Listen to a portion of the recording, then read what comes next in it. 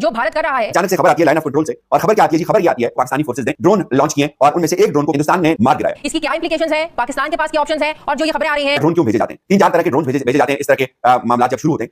India has numerical advantage in the military personnel. कहा जा रहा है कि इंडिया की जो फौज है वो कम से कम 1.2 मिलियन एक्टिव पर्सनल है। 1.2 million, that is the double the size of, more than the double the size of Pakistan army. Pakistan को ये मैटर जो है सिक्योरिटी काउंसिल में लेकर जाना चाहिए, अदरवाइज पाकिस्तान के पास राइट ऑफ सेल्फ डिफेंस का राइट होगा।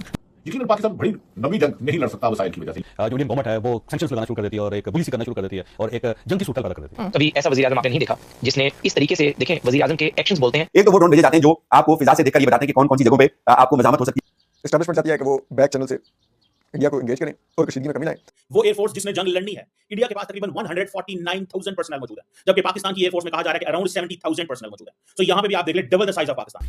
हेलो फ्रेंड्स, जय हिंद। हिंदुस्तान स्पेशल में आपका स्वागत है दोस्तों। जैसा कि दोस्तों आपने क्लिप में देखा, इंडियन आर्मी ने एलओसी पर पाकिस्तान का एक ड्रोन मार गिराया है। एलओसी पर भारत की ये बड़ी कामयाबी है। दूसरी तरफ भारत और फ्रांस के बीच सोमवार को नई दिल्ली में 26 राफेल मरीन विमानों की डील साइन होगी। भारत की तरफ से रक्षा सचिव राजेश कुमार सिंह ने डील पर साइन की। डील के तहत भारत फ्रांस से 22 सिंगल सीटर विमान और 4 डबल सीटर विमान। आधी रात के बाद आज सुबह पाकिस्तान के वज़ीर इत्तलात अता तारड़ साहब लाइव टीवी पे आए और उन्होंने लाइव टीवी पे आके बताया, दुनिया इस वक्त हैरान कौन है? हैरानगी है उनको कि हिंदुस्तान जो सेक्युलर बनता था, नेहरू का इंडिया जो गोरा अंग्रेज था, जो काला अंग्रेज था, सेक्युलरिज्म जो उसने डिफाइन किया था, वो कैसे हो सकता है कि इधर ऐसी बात हो? मगर अब वैसे हो रहा है। तो मैं जाती तौर पर समझता हूं कि कार्रवाई तो जरूर होगी।